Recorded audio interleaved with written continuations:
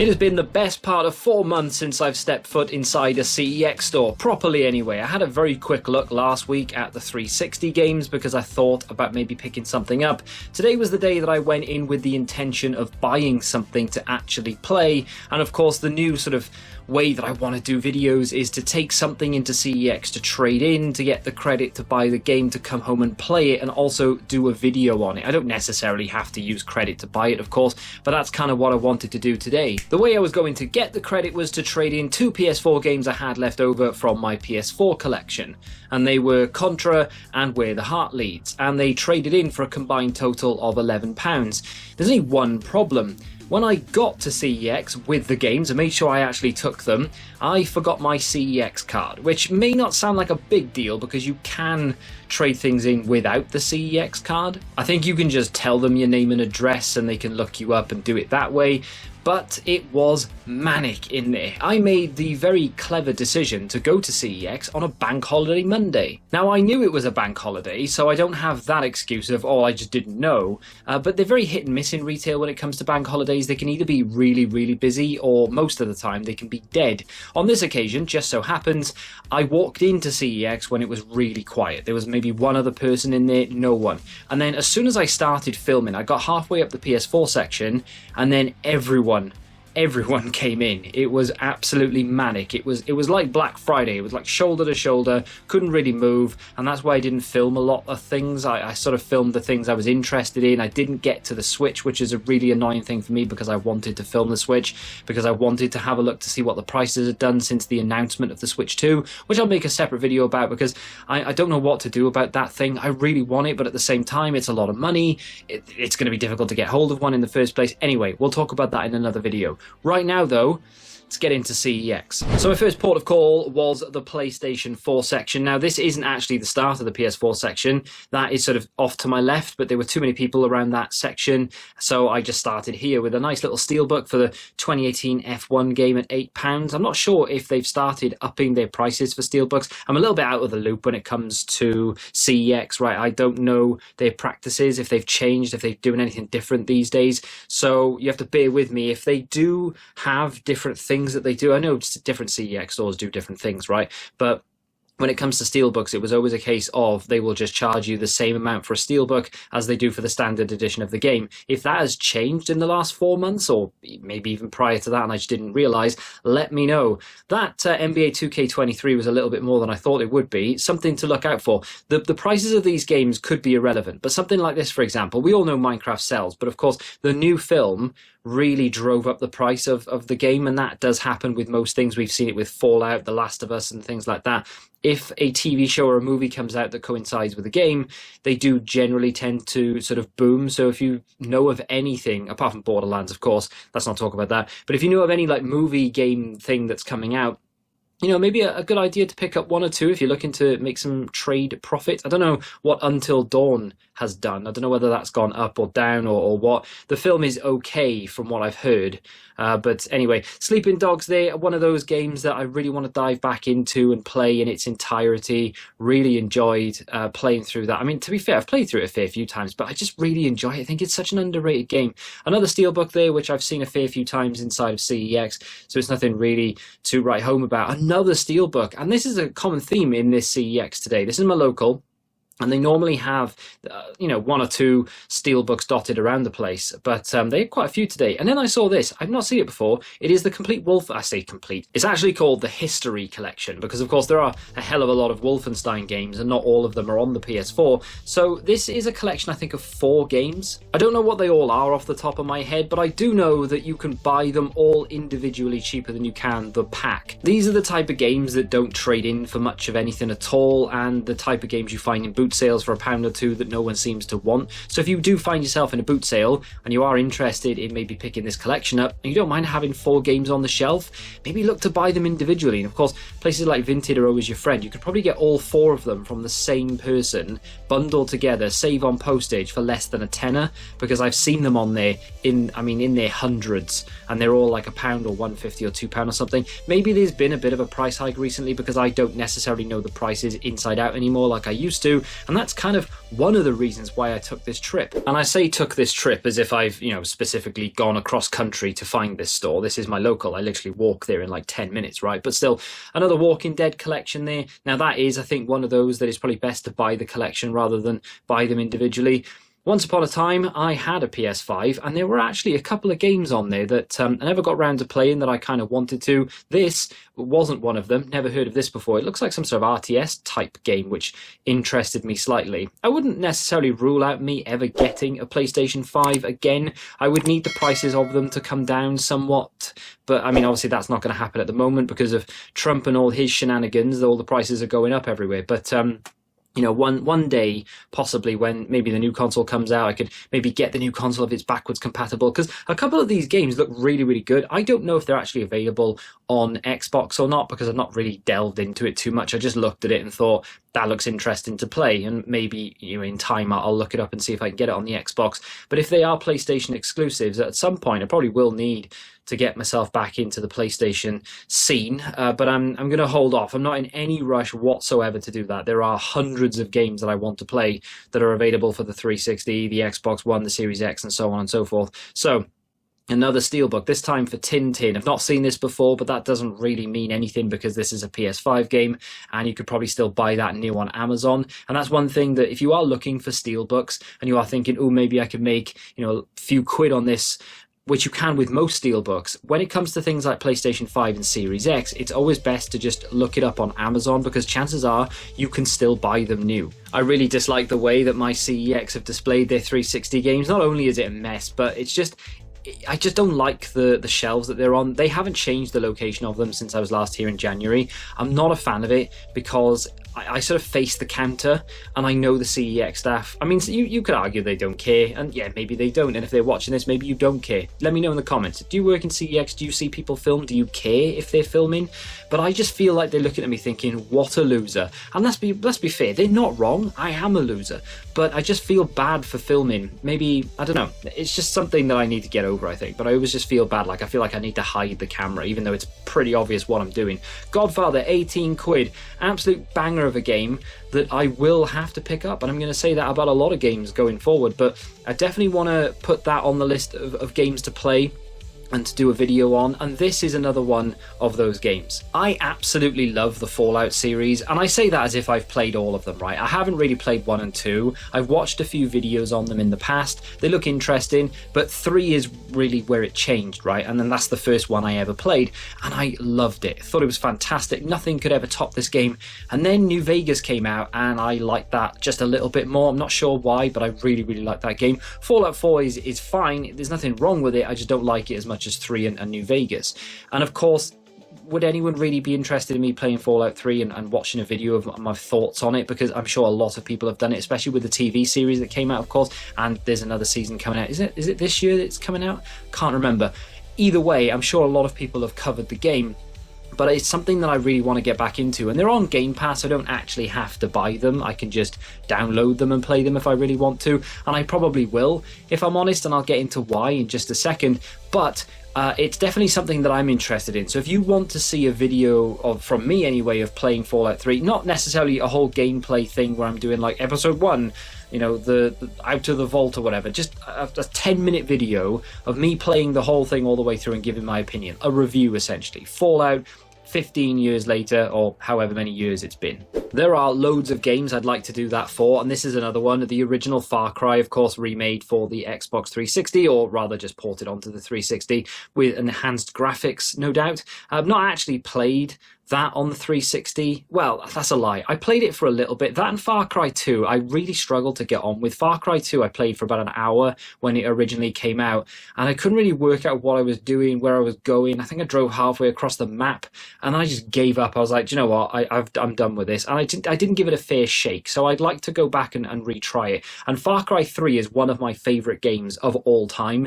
It is such a good game. So surely the original and the second one has to be a decent game. Last Remnant is always a game that's interested me. It probably isn't my thing, if I'm honest, but I really like the look of it, but I've never played it, so maybe one day, although I doubt it. And this is another game that I've never played. Well, not never played, but again, only maybe a 20-minute bash here or there. I can never say the name of it, like Eel 2 Stormvik or something. But anything like where you can do dog fights and things like that is right up my street. So why I've never given it a fair shake, I'll never know. London 2012, who'd have thunk it? Back down at £6. Now, this is a pretty obvious one, but it's just one of those very quick things to note. If you see a sports game, or any game for that matter, really flying up in price because a YouTuber has grabbed hold of it, obviously if you have loads of disposable income, I'm not trying to tell you how to spend your money, but just hold off because it will come back down. That game went up to £25 once upon a time. It may have even crept up even higher. And obviously, it was obvious, right? But I kept saying to you, don't buy it yet, trade it in now because it will come down in price. And here it is at £6 and they have 5 copies and that will come down again. That game will be a pound or two in the not so distant future. So again, if you're still eager to play it, £6, okay, it's not going to break the bank. However, it'll come down again. And if you still have a copy, I don't know how much it trades in for. Maybe you've missed the boat. You could have traded it in for about £15 once upon a time, but maybe still worth picking up at a boot sale for 50p and trading into CEX. And then we get into the absolute mess of the store. These last 2 bays are shocking. I actually watched a video from a guy who collects Blu-rays the other day. I don't know why I watched it, I just decided to. Goes into HMV and CEX and stuff, and this is his local. And I think I actually walked past him on the way into this store. We sort of looked at each other. I don't know whether he recognized me, but I think I recognized him. Anyway, he said that this is the messiest CEX store he's ever been in when I was watching the video. And I was thinking to myself, no. And now I'm looking at this thinking, actually, you might have a point, because this isn't uncommon for this CEX store to just be like this. I don't know why, because the staff are out on the shop floor quite a lot, like pricing up and putting games out and things, so why they don't just have a quick tidy around, I don't know. But anyway, I'm not here to tell them how to do their job. I'm here to look for video games I can buy and then play. There was Star Trek Legacy, I think it's called Legacy, over there, well, right in front of us actually, that I was very tempted to pick up. I just don't know whether anyone would really care to watch the video. And with that being said, I suppose I don't really have to care if people want to watch it, because the thing I want to do now, I'm not relying on the money from this. If I make any money, happy days. If I don't, it really doesn't make a big deal to me. I'm just doing it for the love of it, like I've mentioned previously. So Star Trek Legacy, actually a game I wanted to pick up and play. I think it was a £5. I didn't, because there was something in my mind that was putting me off, but I didn't buy it. Would you be interested in seeing that video? Gonna take a quick flip through the Xbox One section here and just see if there's anything worth picking up. But while I do, let me talk to you about what I did pick up. Not a lot. So, like I said, when I walked into this CEX store, it was absolutely dead. There was no one in here, right? And then as I'm looking through the games, another steelbook there, this time one that I would actually be very tempted to pick up, I'm not going to lie to you. I do love the Hitman games. So yeah, as I'm looking around, more people start coming in, and it doesn't look that busy here, and that's absolutely fine. But if I panned over to the till, there was a queue, and people were trading in consoles. And the one guy had an Xbox 360, an Xbox One, loads of games, loads of accessories and stuff, and there was, I think, 3 members of staff, and he was saying, look, I can do this, but this is going to take me a good couple of hours to get through to test everything. So if you've got a good few hours to sort of spare in town, then fine, but if not, maybe come back another day, or if you're not bothered about the cash, maybe you can look to give it to a charity shop. I don't know if he actually did that, but yeah, there were just loads of people wanting to trade things in, people waiting for things to be tested and stuff. So in the end, I decided, you know what, I'm not going to faff around here, because nothing jumped out at me. I didn't see anything on the shelf that I thought, right, I have to have that, I really fancy playing that tonight. Wolf Among Us, actually on the Xbox One that I just picked up a second ago, is a game that I had on the 360. Obviously I've sold it now because the collection's gone. But it's not a game that I had a chance to play. It's one of the only Telltale games I haven't played, and I would really like to. So I think for £10, definitely worth a pickup on the Xbox One. I'm not bothered about having it on the 360 or anything. So could be something that I look to pick up in the not so distant future. And of course I am going to say that about a hell of a lot of games, because there are loads of games I haven't played, in particular on the Xbox One / Series X. Like I haven't played Mortal Kombat 1, I haven't played that Tekken game I just picked up. I'd like to give Undisputed another try, because it's been a few months and they've had a lot of updates, to be fair, so it might be better than it was. All the Wolfenstein games down down there on the left. I think they're only £1 or £2, just proving the point that I made earlier in the video. But the long and short of it is I didn't trade those games in because I forgot my card and I didn't want to faff around with name and address and wait in the queue and whatever. But the other thing was I was tempted to maybe use a couple of quid just in cash and buy the game, because what I want to do going forward here is, yes, I want to try and make things as cheap as possible, not necessarily free, but as cheap as possible. So the games that I had to trade in, it would have been £11 for nothing because my collection paid for itself back when I built it. So those games owe me nothing. Now, going forward, had I not traded those in and I just walked in there and spent £5 in cash, I'd like to make a note of how much I'm actually spending on these games, but I'm not going to keep them. So for example, had I bought Star Trek Legacy, I would have played through it. It would have cost me £5, we would have put a £5 on the screen, and then if I'd managed to sell it some way or trade it in or whatever, if I'd managed to offload it, because I don't really plan on keeping them, I would then take off however much I managed to get for it. Say I sold it for £2.50, I would take £2.50 off the £5 that was on the screen. Does that make sense? So we can just keep a running total of how much I've actually spent on video games. Yes, I can buy them, but if I sell them again, that money comes off what I've spent because we're recouping some of it. And if I buy something to sell, we can use the profit to take off the balance. I do want a running total just out of curiosity more than anything else, to just see how much I'm spending on video games.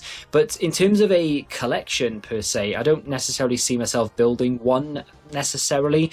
There will be a few games for the 360 I'd like to get back that I'd like to own permanently. I talked about them already in this video.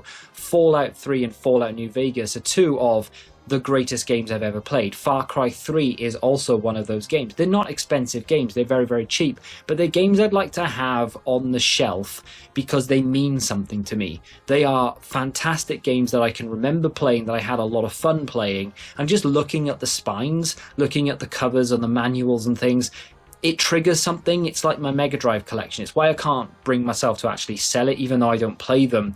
It's one of those, I look at them and I'm just transported back to being a child, and I'm thinking, yes, that's why I love video games, and that's why I love those Mega Drive games. And when it comes to the 360 games, not all of them do it for me. Fallout 3, Fallout New Vegas, Far Cry 3 in particular, are games that I want to put on the shelf and that I will have fond memories of. And there are a whole host of other games as well, but I'm not just going to buy them for the sake of them. I'm only going to buy them when I feel like now's the time I want to replay them. Are they as good as I remember? And that is a bit of a danger, because I've spoken about that before.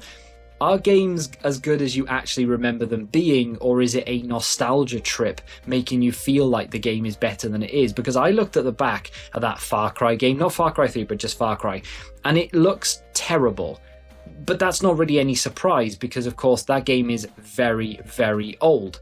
Would I still enjoy playing it now as I would have done back when it originally came out? Like, I remember I was talking to one of my colleagues the other day, and we were talking about FIFA, and like, they're very young, right? They're like 23. And I was talking about how the Mega Drive graphics, when I was a kid, I used to think, oh my God, how realistic are these graphics? And they could not get their head around the fact that I actually thought like that. So obviously going back now and you play on a Mega Drive, you don't have that, look how realistic it is. It's, oh my God, look how pixelated it is, right? But that's the charm of it. So would I still feel the same about older original Xbox and PS2 style games remade for 360 or whatever it may be, or even just games that came out on the 360 back in 2006? Would I go back and play Condemned, for example, and still enjoy it like I did back then? That's kind of what I want to do, but at the same time, I am a little bit nervous to ruin the memory of certain games. But that's going to do it for my little trip around CEX. I wanted to film more. I wanted to go through some of the retro stuff, and I wanted to go through the Switch, as I mentioned. And they did have some Wii and Wii U stuff that I just wanted to see what the prices had done. But it was just, like I said, it was a mess first and foremost, so I'm going to wait for them to tidy it up. But there were people just coming in and out and everywhere, and I didn't really have any intention of buying anything because the queue started to build and people were just trading, and I would have been there a very, very long time. So next time I go, which will be in a couple of days, when it's not bank holiday and it's calmed down a little bit and hopefully they've tidied up a little bit, we'll have another look around. This time I will remember my CEX card. I'll trade in those games, I'll pick some up and we'll talk about them, but also I'm going to play them. If you've got a game in mind you'd like to see me play, whether you know I've played it or not, doesn't make a difference. If you want to see me play it and do a video on it, let me know in the comments. Of course, it's perfectly fine that you don't want to watch the videos that I make about the games and you just want to see me pick up the games, and vice versa. That's absolutely fine as well. But if you are interested, let me know. And of course, thank you to everyone who has shown me any support over the last couple of videos. It really does mean a lot to me. If you'd like to check out one of those videos, if you haven't seen them, you can click here. And until the next time, goodbye.